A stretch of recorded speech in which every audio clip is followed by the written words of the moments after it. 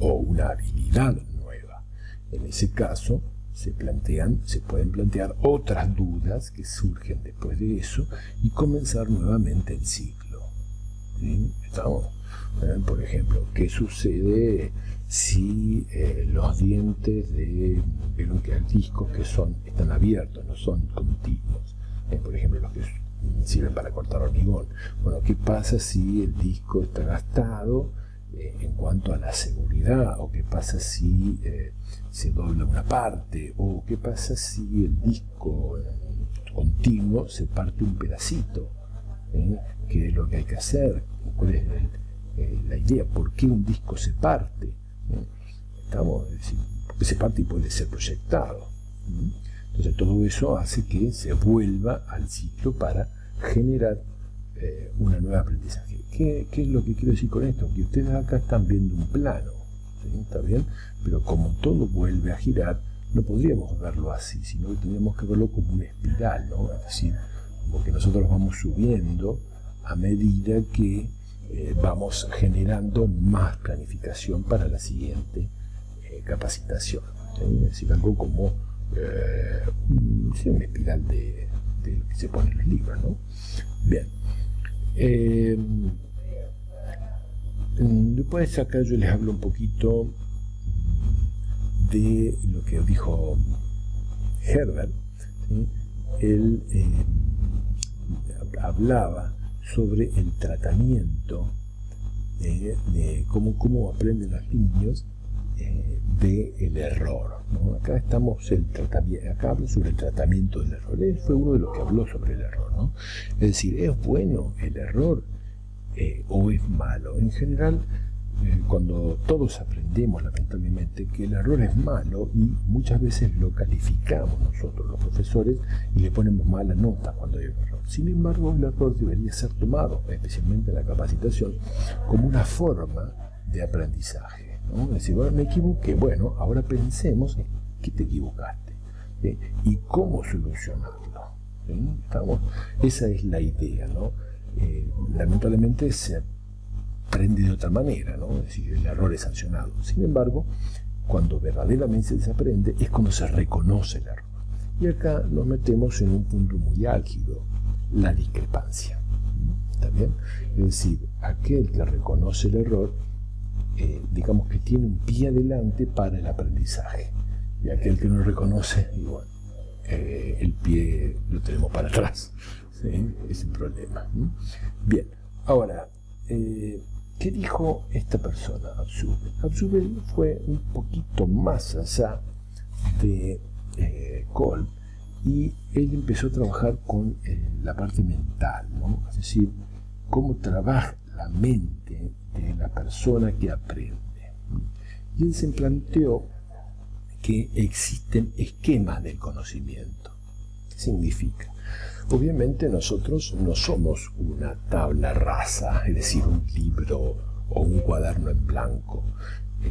Vamos aprendiendo de la experiencia, de la vida misma quizás. Y todo eso hace que los conocimientos nuevos que puedan ir llegando les damos una significancia, ¿no? Es decir, nos sirve o no nos sirve, cómo lo aplicamos, ¿sí? Y vamos formando una estructura mental, ¿sí? Cuando tenemos un conocimiento nuevo, esa estructura mental tiene que absorber el conocimiento de tal manera que forme parte de la estructura. Imagínense como si fuera un andamio, ¿no? Es decir, un andamio que recibe un nuevo piso, ¿no? El piso no va a ser reconocido hasta que esté totalmente ensamblado. Si no, van a ser partes que están ahí, pero no está ensamblado, entonces no sirve. Si nosotros damos capacitaciones y las damos mal, o por ejemplo faltan cosas, hay cosas que no están bien fijas, que las damos medio por arriba, y no les aclaran bien los temas al personal, entonces ellos no van a poder armar esa estructura, ese esquema, ese andamiaje. Entonces esos conocimientos se van a ir, así lo toman y después se pierden. ¿Por qué? Porque no fueron integrados a la estructura mental de la persona. Entonces, ¿Qué dijo este muchacho Absurd? Bueno, él habló de el aprendizaje significativo, ¿sí? Y acá yo les doy 3 características que tiene el aprendizaje significativo. Entonces, los conocimientos nuevos del alumno se relacionan con lo que ya posee, ¿no? Es decir, volvemos al andamio, ¿no? Yo tengo el andamio, si yo le voy a dar un piso más al andamio, ese andamio tiene que relacionarse con lo que está, lo que existe acá. Imagínense un conocimiento nuevo, ¿no? Por ejemplo, vamos a suponer que a los obreros les vamos a hablar sobre isótopos radioactivos. Ellos jamás vieron isótopos radioactivos, no saben ni lo que es, no saben para qué sirve, qué efecto tiene, nada, no tienen ni idea. Obviamente, si comienzan a hablar de de los isótopos radioactivos, y dicen, bueno, porque estos materiales irradian rayos gamma y los rayos beta y hacen mal los rayos gamma y que los rayos beta no, y que los rayos alfa, pero ellos no tienen idea. Entonces, ¿dónde van a poner esas nuevas estructuras? ¿Dónde las van a calzar para que después ellos puedan aprenderlo, lo fijen? No van a poder. Entonces, para poder hacer eso, hay que empezar desde la base. Y ese es uno de los problemas. De ahí que yo les decía, se los aclaré muchas veces, que la educación da la base, es decir, da la estructura, los cimientos, ¿sí? Ahora empieza a tener un poquito más de claridad, ¿no? Da los cimientos. Si los cimientos están flojos, ponerle arriba más estructura puede llegar a un problema, es decir, que no se fijen los conocimientos. ¿Qué va a pasar? Me olvidé, no recuerdo, no sé, ¿cómo no sé si lo viste hace un tiempo? No, yo no recuerdo, y esa es la contestación que lo van a encontrarla siempre, que no se acuerdan. ¿Por qué? Porque no lo fijaron. ¿Por qué no lo fijaron? Porque la estructura mental que tenían ellos en cuanto al conocimiento no era la necesaria para poder anclar y volver a rearmar esa estructura con los nuevos conocimientos. Entonces se olvida, así nomás se olvida. Eso quiere decir que no era significativo. ¿Quién le da la significancia? Y el capacitador, ¿no? ¿Y cómo se la da? Relacionándolo con la experiencia, ¿no? Es decir, llevando a la teoría una cosa real. Esa es la idea, ¿no? Por ejemplo, el disco de la moladora se partió un poquito. ¿Qué le puede pasar? Bueno, entonces ahí cuando comienzan las revoluciones por minuto, que gira el disco a tal velocidad, los fragmentos pueden y bla bla bla, y la rajadura se hace más grande y eso hace que se rompa y proyecte, cositas así. ¿Se dan cuenta? Es decir, eso es teoría, pero ellos lo están viendo en la práctica, porque ellos lo vieron en la práctica. Sí, yo me acuerdo que a fulanito le pasó un pedazo del disco muy cerquita a la cara, porque, bueno, entonces, ¿cómo se dan cuenta que esto puede suceder y todavía no ha sucedido? ¿Qué pedacito debe estar roto? ¿Cuánto? ¿Poco? ¿Mucho? Todo eso es teoría que lo lleva a la práctica. El otro punto, vamos al punto 2, provoquen una predisposición o motivación, es decir, que los temas deben estar presentados de alguna manera que no es que sean fáciles, sino que los motiven a seguir adelante. No es bueno comenzar por un accidente, ¿no? Sí, porque le partió la cara a un pedazo del disco de la moladora. No es bueno porque digamos que estamos viendo algo trágico, ¿no?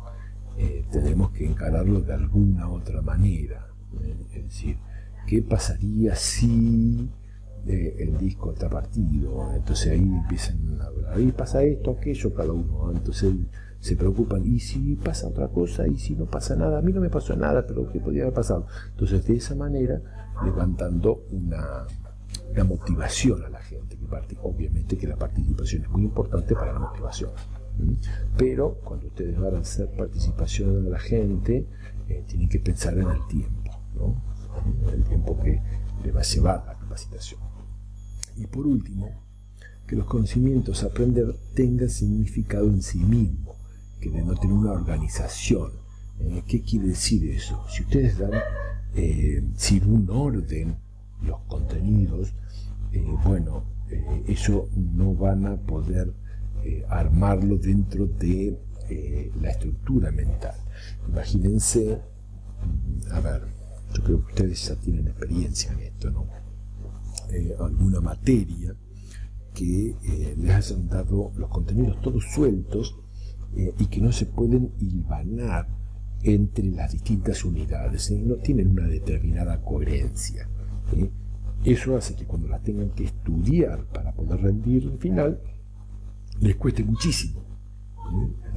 ¿Por qué? Porque tienen que buscarle una significancia a todo. Si ustedes observan el libro, acá vamos a ir a la primera página, ¿no? Acá, ¿no? Fíjense, si ustedes observan el libro de capacitación, observan o miran o se dan cuenta quizás que comienza con algo que ustedes conocen, la educación. Luego pasa a la capacitación, la define, da sus características, y luego los lleva a el triángulo de capacitación que les da pie para la parte de planificación. Es decir, la parte que tiene la planificación, la fundamentación, necesidades, y así sucesivamente, ¿no? Y todo esto está relacionado con el triángulo, ¿no? Es decir, los objetivos. ¿Por qué? Porque es justamente la parte de un proyecto. Entonces eso denota un orden, es decir, que los conocimientos se van haciendo cada vez más amplios desde donde se empezó. ¿Por qué? Porque la idea es que ustedes en su mente armen una estructura. ¿Estamos? Esa sería la idea. Bueno, volvamos a nuestra página, con Aufsuche. Bueno, y luego de ver Aufsuche, a ver si yo puedo ir acá. Vamos a ir acá. Perdón, me pasé acá.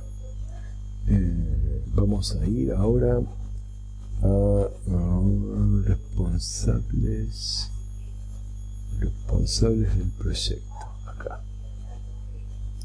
Ahí. Bien.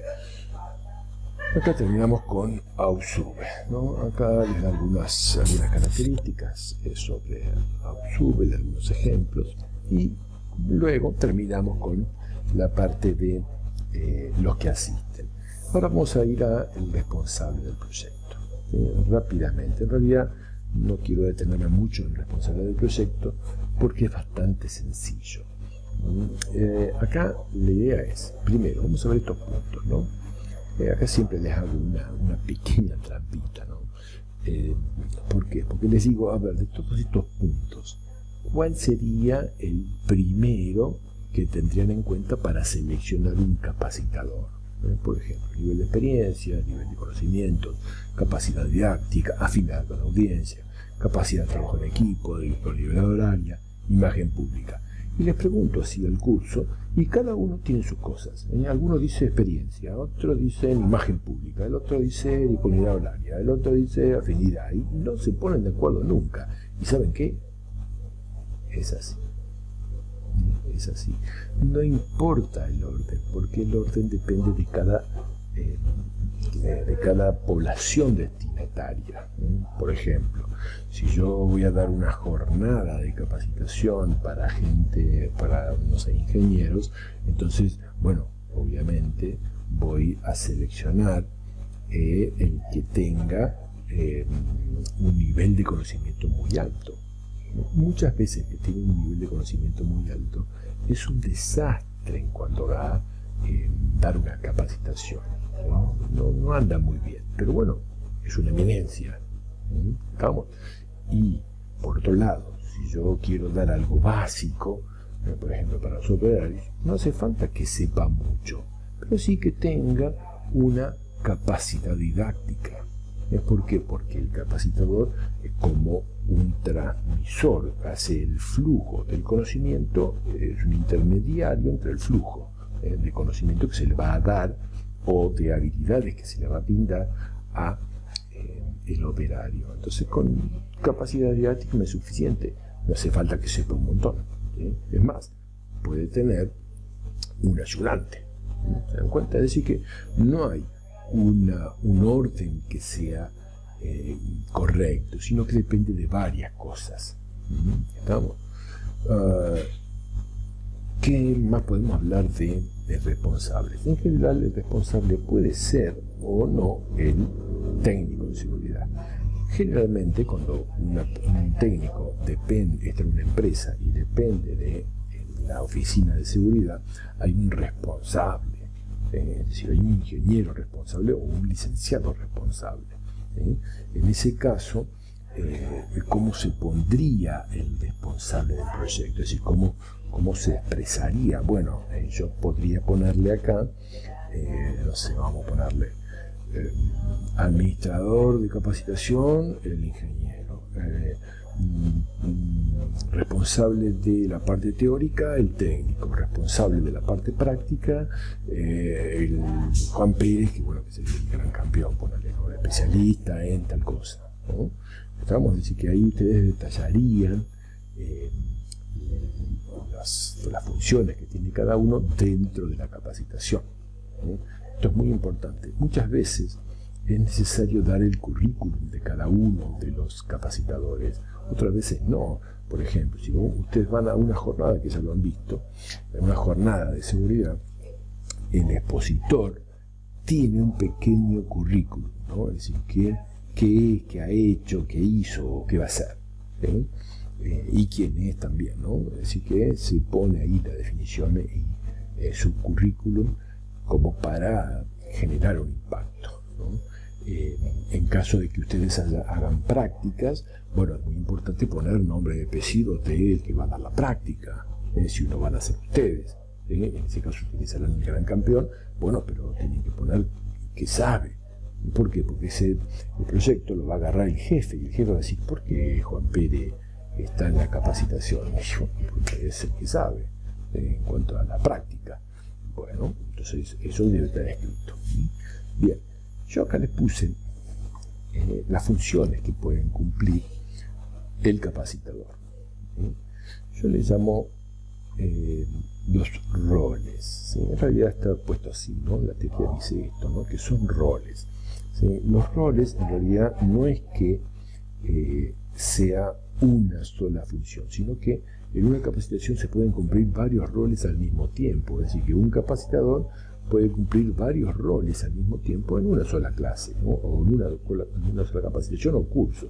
Imagínense que van a dar una jornada, ¿no?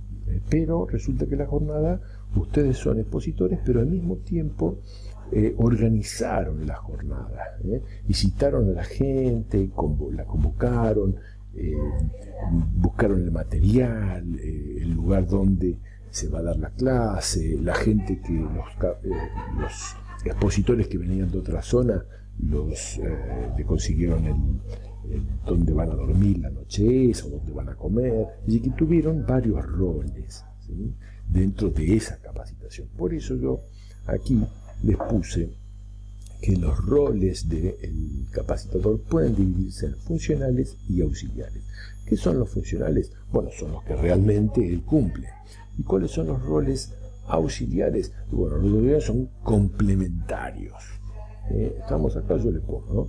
Fíjense, los roles funcionales son aquellos que observamos en el ejercicio directo de la actividad. ¿Y cuáles son los funcionales? Bueno, acá podemos poner administrador de la capacitación, así que vos haces todo.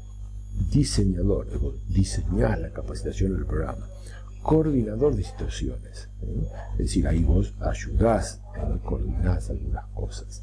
Y consultor en cuestión de capacitación. Consultor quiere decir que sos el que sabe, entonces te vienen a consultar por determinadas cosas. Por ejemplo, la gente de recursos humanos te viene a consultar determinados puntos sobre la parte de capacitación de la gente, ¿no? Vamos ahora a los roles auxiliares. Los roles auxiliares no operan directamente la actividad de capacitación, pero hacen posible el aporte de elementos. Esa es la diferencia entre uno y otro, ¿no? Uno actúa directamente y el otro no, digamos que es complementario.